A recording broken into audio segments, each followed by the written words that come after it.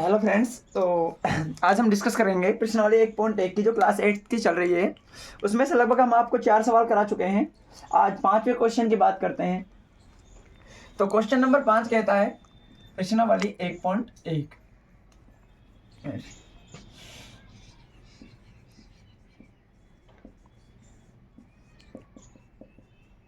1.1 question number 4 तक करा चुके हैं। क्वेश्चन नंबर 5वें की बात करते हैं। क्वेश्चन नंबर 5 कहता है निम्नलिखित में से गुणन के अंतर्गत उपयोग किए गए गुणधर्म का नाम लिखिए। इसके बारे में पहले थोड़ी सी नॉलेज ले लेते हैं। देखो, ऐसी संख्या जिसका गुणा करने से किसी भी संख्या में और वापस से वही संख्या आ जाए तो उसे कहते हैं गुणात्मक गुणधर्म। जैसे मैंने कहा आपसे 5/2 में 1 का गुणा करने पर क्या आएगा 5/2, यानी कि 5/2 में हमने 1 का गुणा किया तो 5/2 पर कुछ भी फर्क नहीं पड़ा, वापस से क्या आ गया 5/2। जब किसी संख्या का गुणा करने पर उस संख्या में कुछ भी परिवर्तन नहीं आता है तो उसको कहते हैं गुणात्मक तत्समक। क्या कहते हैं उसको? गुणात्मक तत्समक। और ऐसी संख्या जिसके जोड़ने से उस संख्या में कोई परिवर्तन नहीं आता है उसे कहते हैं योगात्मक तत्समक। जैसे तो आप भी बताओ योगात्मक तत्समक क्या है? जीरो, क्योंकि जीरो में किसी भी जोड़ने से वापस से वही संख्या आ जाती है। और गुणात्मक तत्समक क्या है? गुणात्मक तत्समक है 1, क्योंकि 1 का गुणा करने पर वापस वही संख्या आ जाती है। तो उसके बारे में पूछ रहा है, तो कुछ नियम है उनको और देख लीजिए। जैसे चलो उनको उनके अंतर्गत बताते चलेंगे। तो आपको पता होगा कि एक क्या है भाई गुणात्मक तत्समक और जीरो क्या है योगात्मक। योगात्मक मतलब जोड़ का मतलब, ठीक है ना? यानी कि जिस संख्या को जोड़ने से उस संख्या में कोई परिवर्तन नहीं आता उसे योगात्मक तत्समक कहते हैं, और जिसका गुणा करने से कोई परिवर्तन नहीं आता उसे गुणात्मक तत्समक कहते हैं। अब क्वेश्चन नंबर 5 की बात करते हैं कि -4/5 में गुणा कर रखा किसका? 1 का, या 1 गुणा -4/5 बराबर है -4/5 के। अब देखो, इसमें पूछ रहा है कि गुणा, इसमें कह रहा है निम्नलिखित में से प्रत्येक में गुणन के अंतर्गत उपयोग किए गए गुणधर्म का नाम लिखिए। अब देखो भाई, यहां पर इसने -4/5 में 1 का गुणा किया, या फिर 1 का गुणा -4/5 से किया, तब भी क्या है -4/5। तो इसे कहते हैं योगात्मक गुणात्मक गुणधर्म। कौन सा गुणधर्म है इसमें? गुणात्मक गुणधर्म। यानी कि 1 का गुणा करने से कोई भी फर्क नहीं आता है, तो इसे गुणात्मक तत्समक कह सकते हैं। दूसरा क्वेश्चन देखो, इसका दूसरा क्वेश्चन क्या है कि -13/17 गुणा -2/7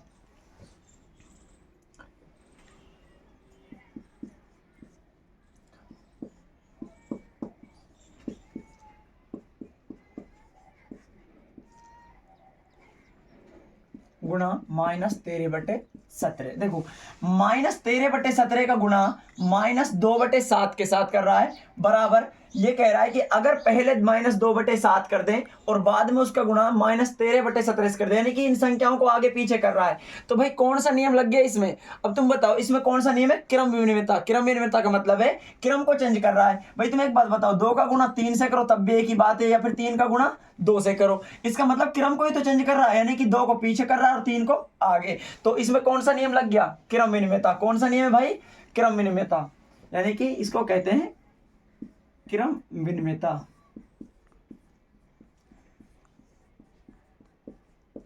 यह है गुणा का क्रम विनिमयता का नियम, ठीक है भाई। तीसरा सवाल देखो, -19/29 गुणा 29/-19 बराबर 1। अब देखो, आपको मैंने चौथे क्वेश्चन में बताया था कि जो गुणात्मक प्रतिलोम होता है उसमें संख्या क्या होती है? ऊपर नीचे, चिन्ह में कोई परिवर्तन नहीं आता है। यानी कि -19/29 है, अगर इसका गुणात्मक व्युत्क्रम करेंगे, यानी कि इसको जब हम करेंगे गुणात्मक व्युत्क्रम करेंगे तो क्या हो जाएगा 29/19, यानी कि उल्टा हो जाएगा इसका। भाई यही तो होता है गुणात्मक प्रतिलोम। तो इसमें देखो, चिन्ह तो माइनस का, इस पे भी माइनस का, यहां पर भी माइनस का था, कोई दिक्कत नहीं। यहां पर 19 ऊपर था, यहां पर 19 कहां गया? नीचे। यहां पर 29 नीचे था, यहां पर 29 कहां चला गया? ऊपर। तो कौन सा नियम लगा इसमें? इसमें हो गया गुणात्मक प्रतिलोम।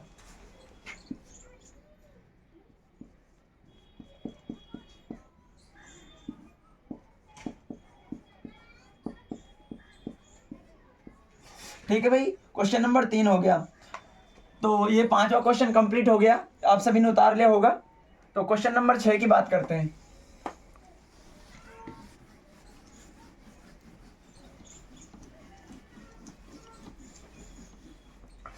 क्वेश्चन नंबर 6 में क्या कह रहा है? क्वेश्चन नंबर 6 की बात कर रहा है। क्वेश्चन नंबर 6 कह रहा है कि 6/13 को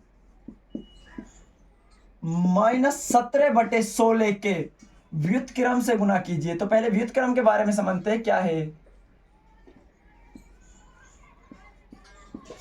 व्युत्क्रम का मतलब होता है उल्टा। जैसे मैंने कहा 3/7 का व्युत्क्रम यानी कि उल्टा क्या है इसका, 7/3। जैसे 2/6 का व्युत्क्रम क्या है भाई, 6/2। मैंने कहा 1/3 का व्युत्क्रम क्या है, 3/1। अब बेटा मैं तुमसे कहूं 0 का व्युत्क्रम क्या है, तो 0 का व्युत्क्रम संभव नहीं है, यानी कि ऐसी संख्या जिसका कोई व्युत्क्रम नहीं है वो क्या है, 0। क्या है, यानी इसका कोई भी व्युत्क्रम, 0 का कोई व्युत्क्रम नहीं होता है। ठीक है। अब ऐसी संख्या जिसका उल्टा करने पर वापस वही संख्या आ जाए तो क्या है वो 1, क्योंकि 1 के बटे में क्या होता है, हमेशा हर किसी संख्या के बटे में क्या होता है 1, और इसका उल्टा लिखेंगे तब भी क्या आएगा, 1/1। तो वापस से ऐसी संख्या आ गई। अगर ये माइनस का होता तब भी क्या आती है, माइनस क्या आ जाती, यानी कि 1 और -1 ऐसी संख्या है जिनका व्युत्क्रम करने पर वापस से वही संख्या आ जाती है। आगे यहां तक समझ में। तो अब इस क्वेश्चन की बात कर लेते हैं। यह कह रहा है सवाल कि 6/13 को किसके, -7/16 के व्युत्क्रम, व्युत्क्रम मतलब उल्टा से क्या करना है, गुना। तो इसका उल्टा करो, क्या हो जाएगा, 16/7। कोई दिक्कत भाई? अब इसको देखो क्या करना है, इसका गुना करना है, और तो कुछ करना ही नहीं है। तो देखो 16×6 = 96 और 13×7 = 91 और माइनस का चिन्ह तो माइनस का। ये तुम्हारा आंसर हो गया क्वेश्चन नंबर 6 का। ठीक है भाई, यहां तक समझ में आ गया होगा। क्वेश्चन नंबर 7 की बात कर लेते हैं। तो क्वेश्चन नंबर 7 में इतना ही पूछा, उसको यहां पर कर देते हैं। क्वेश्चन नंबर 7 में कह रहा है बताइए कौन से गुणधर्म की सहायता से आप 1/3 गुणा 6 यानी कि पहले कह रहा है 1/3 गुणा, और इस तरह कोष्टक लगा रखा है 6 गुणा 4/3 को 1/3 गुणा 6 गुणा 4/3, और इसके साथ यहां पर कोष्टक लगा रखा है। अब तुम एक बात बताओ बेटा, वो कह रहा है 1/3, पहले इन दो का गुणा करेंगे तब 1/3 के साथ गुणा करेंगे। ठीक है। यहां पर कह रहा है पहले 1/3 और 6 का गुणा करेंगे, इसके बाद इसका करेंगे। तो इसे कहते हैं क्रम विनिमयता का नियम। कौन सा नियम, क्रम विनिमयता। जैसे मैं आपसे कहूं कि 2 गुणा 3 गुणा 4, और मैं आपसे कहूं 3 और 4 का गुणा तो पहले करेंगे तब इसका गुणा इसके साथ करेंगे, और मैं आपसे इसी बात को इस तरह कहूं कि पहले नहीं, पहले 2 का 3 का गुणा करो फिर 4 के साथ करो, बात तो एक ही है, लेकिन क्या हो रहा है, क्रम ही तो बदल रहा है कि पहले तो इसका कर रहा है इसके और बाद में इसके साथ कर रहा है। यहां पर पहले इन दोनों का कर रहा है और उसके बाद इसके साथ कर रहा है, तो ये क्रम विनिमयता होगी। तो इसे कहते हैं क्रम विनिमयता का नियम। उसी बात को पूछ रहा है कौन सा नियम इसमें, तो इसे कहेंगे क्रम विनिमयता। कौन सा नियम भाई, क्रम विनिमयता का नियम। यहां तक किसी को कोई डाउट हो तो बताओ, कमेंट जरूर करें। अगर भाई किसी का समझ नहीं आ रहा हो तो 1-2 बार वीडियो को पीछे करके देख ले ताकि आसानी से समझ में आ जाए। ठीक है। अब क्वेश्चन नंबर 8 की बात कर लेते हैं।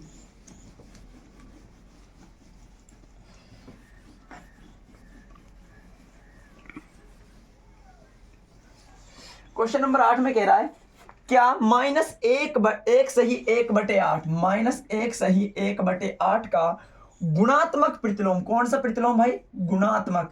गुणात्मक प्रतिलोम का मतलब समझ रहे हो ना, अंश की संख्या को हर में करना और हर की संख्या को अंश में। गुणात्मक प्रतिलोम 8/9 है। इस बात को पूछ रहा है क्या -1 सही 1/8 का गुणात्मक प्रतिलोम 8/9 है क्या, और अगर है तो क्यों नहीं है, अगर है तो क्यों है, और नहीं है तो क्यों नहीं है। देखो इसको अभी हल कर लेते हैं भाई। -8/9 इसका मतलब क्या होता है, 8 है कम 8, क्या होता है 8 है कम 8, और 8 में से 1 गया तो क्या हो गया, क्या हो गया भाई 7, क्या हो गया 7, यानी कि ये हो गया, सॉरी इसका मतलब माइनस का है। देखो -8 है कम 8 और 8 में -1 जोड़ेंगे तो कितना हो गया, माइनस का 9/8। अब भाई इसका अगर मैं गुणात्मक प्रतिलोम करूं तो क्या होगा बेटा, 8/9, यही तो होगा भाई। माइनस भाई चिन्ह तो बदलता ही नहीं है गुणात्मक प्रतिलोम में, यानी कि हो गया माइनस का 8/9। या फिर तुम इसको सीधा ऐसा कर लो, 8 है कम 8 और 8 में -1 और करेंगे तो -8 में -1 करेंगे तो माइनस का 9/8, और इसका गुणात्मक, अब इसका गुणात्मक प्रतिलोम करेंगे तो क्या हो जाएगा, माइनस का 8/9, यानी कि चिन्ह नहीं है इसमें, तो इसका गुणात्मक प्रतिलोम नहीं है। ठीक है भाई। क्वेश्चन नंबर आगे की बात करते हैं। क्वेश्चन नंबर 9 क्या कह रहा है, ये क्वेश्चन नंबर 8 था, क्वेश्चन नंबर 9 कह रहा है, यहां पर कर देते हैं। क्वेश्चन नंबर 9 कह रहा है कि 3 सही 1/3 का गुणात्मक प्रतिलोम, कौन सा प्रतिलोम, गुणात्मक प्रतिलोम 0.3 है क्या। तो पहले इसको एक बार इसको सरल कर लेते हैं। पहले मेरे को 3 3 9 9 रे कितना हो गया 10, 10/3। और इसका बेटा तुम इसको बताओ, इसका गुणात्मक प्रतिलोम करेंगे तो क्या हो जाएगा 3/10। कितनी जीरो है नीचे, एक जीरो। तो जितनी नीचे जीरो होती है उतनी संख्या ऊपर अंक छोड़कर क्या लगाना है, पॉइंट। तो एक जीरो है तो एक अंक छोड़ के क्या लगा दो, पॉइंट। तो ये हो गया हमारा आंसर। तो ये बात क्या है इसकी, सही है, क्योंकि भाई 0.3 यहाँ पर 0.3 ये इसका आ रहा है। अब क्वेश्चन नंबर 10 की बात कर लेते हैं भाई। क्वेश्चन नंबर 10 क्या कह रहा है, हाँ बेटा क्वेश्चन नंबर 10 कह रहा है ऐसी परिमेय संख्या जिसका कोई व्युत्क्रम नहीं है। मैंने अभी बताई थी क्या है, जीरो, क्योंकि जीरो का कोई भी व्युत्क्रम नहीं है। परिमेय संख्या जो अपने व्युत्क्रम के समान है, मैंने अभी बताया था आपको, ऐसी परिमेय संख्या जो अपने ही व्युत्क्रम के बराबर है। भाई एक का व्युत्क्रम करेंगे तब भी क्या आएगा, एक। और ऐसे क्या है -1, और -1 का व्युत्क्रम करेंगे तब भी क्या आएगा, -1। ठीक है भाई, देखो कैसे आती है, क्योंकि एक है, एक के बटे में क्या रहता है हमेशा एक, हर किसी संख्या के बटे में एक रहता है। और इसको उल्टा करेंगे तब भी क्या आएगा, 1/1। ऐसे ही -1 है, इसके बटे में क्या रहेगा एक, और इसका व्युत्क्रम गुणात्मक व्युत्क्रम करेंगे तो क्या हो जाएगा 1/1 माइनस का। ठीक है, तो ऐसी संख्याएं जिनका जो अपने ही व्युत्क्रम के समान है वो होंगी 1 और -1।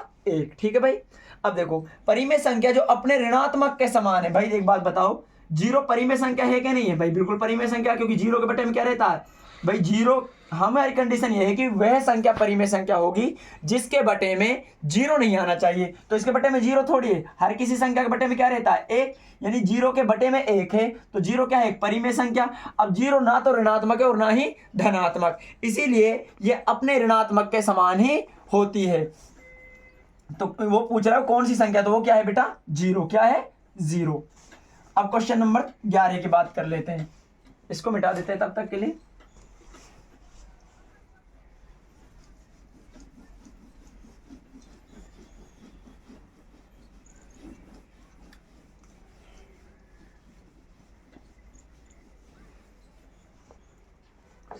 क्वेश्चन नंबर 11 की बात करते हैं। देखो क्वेश्चन नंबर 11 कह रहा है शून्य का व्युत्क्रम खालिस्तान है, तो शून्य का व्युत्क्रम संभव नहीं है। क्या नहीं है, संभव नहीं है, यानी कि शून्य का व्युत्क्रम नहीं होता है। ठीक है भाई, अब देखो संख्या 1 तथा -1 या फिर -1 तथा 1 स्वयं के व्युत्क्रम के बराबर होती, पहले में आएगा 1 और दूसरे में आएगा -1। खालिस्तान पूछ रहा भाई -5 का व्युत्क्रम, बेटा -5 है, इसका व्युत्क्रम करना है, तो पहले इसके बटे में क्या लगा लेते अपनी तरफ से 1। अब इसका व्युत्क्रम करेंगे तो क्या हो जाएगा 1/5, क्योंकि व्युत्क्रम में चिन्ह नहीं बदलता, जो संख्या हर में होती है वो अंश में हो जाएगी और जो अंश में रहती है वो हर में हो जाती है। ठीक है, क्वेश्चन नंबर 6 की बात करते हैं। तीसरा हो गया, ये दूसरा हो गया,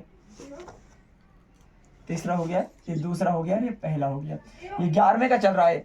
अब क्वेश्चन नंबर 4 की बात कर लेते हैं। क्वेश्चन नंबर 4 क्या कह रहा है कि x का 1/x का व्युत्क्रम क्या होता है। भाई व्युत्क्रम क्या होता है, अंश की संख्या को हर में कर दो और हर की संख्या को अंश में, तो 1/x, या फिर हम कह सकते हैं x। ठीक है, क्वेश्चन नंबर 5 की बात करते हैं। क्वेश्चन नंबर 5 कह रहा है कि दो परिमेय संख्याओं का गुणनफल हमेशा क्या होगा। बेटा एक बात याद रखनी है आपको कि जब परिमेय संख्याओं का दोनों परिमेय संख्याएं हो तो उनका गुणनफल भी हमेशा क्या होगा, परिमेय संख्या। क्या होगा, परिमेय संख्या, यानी कि दो परिमेय संख्याओं का गुणनफल भी एक परिमेय संख्या ही होता है। किसी धनात्मक परिमेय संख्या का व्युत्क्रम, अब भाई धनात्मक हो, वो कह रहा है धनात्मक होनी चाहिए और उसका क्या करना है व्युत्क्रम। तो हमें पता है व्युत्क्रम में चिन्ह तो बदलता ही नहीं। भाई मान लो 1 है, ये धनात्मक है, तो इसका व्युत्क्रम भी क्या होगा 1 धनात्मक होगा, जैसे 1/5 है, इसका व्युत्क्रम भी ये धनात्मक है, तो इसका व्युत्क्रम भी क्या होगा 5/1, तो ये भी क्या रहेगी धनात्मक, यानी कि व्युत्क्रम में कोई भी चिन्ह नहीं बदलता। जो संख्या धनात्मक है उसका व्युत्क्रम भी धनात्मक होगा, जो संख्या ऋणात्मक है उसका व्युत्क्रम भी ऋणात्मक होगा। ठीक है, तो आज से हमारी प्रश्नावली कंप्लीट हो जाती है। आगे की क्लास में डिस्कस करेंगे प्रश्नावली 1.2 का। तब तक के लिए टेक केयर, बाय।